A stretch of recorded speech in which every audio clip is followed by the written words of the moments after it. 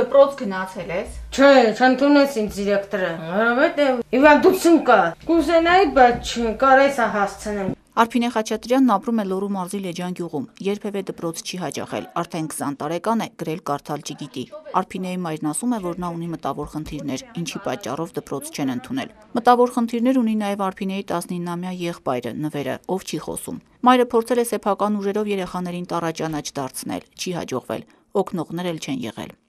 Մի հատ բան ուզեցի, այ պենարանը գիրք ուզի, ասի, տառաճանաչը լելի, հա, կտանք, թենցել տվին ոչ, թենցել մնաց։ Հիվանդ երեխա էր, տղես, աղջիկս էլ չընդունեցին, ասին ուշահ հասա։ Ուզում եմ որ իրանք տառ իմանա, տառաճանաչը իրան հաշիվն իմանա։ 2011 թվականի դրությամբ Լոռիում պարտադիր ուսուցումից դուրս մնացած երեխաների պաշտոնական ցանկն է։ Մարզպետարանի աշխատակազմի կրթության և մշակույթի վարչության կրթության բաժնի պետ Մայիս Խաչատրյանի խոսքերով, այդ երեխաներն ընդհանրապես դպրոց չեն հաճախում։ Ծնողներից շատերն ուզում են, որ դպրոց հաճախելու փոխարեն երեխան աշխատի։ Մենք չունենք երեխաներ, որոնք սոցիալական պատճառով չեն հաճախում դպրոցներ։ Մեր ուսումնասիրած ուրեմն տվյալներով երեխաների մոտ հիմնականում իրենց կամ իրենց ծնողների վերաբերմունքն է կրթության նկատմամբ։ Պաշտոնական տվյալներով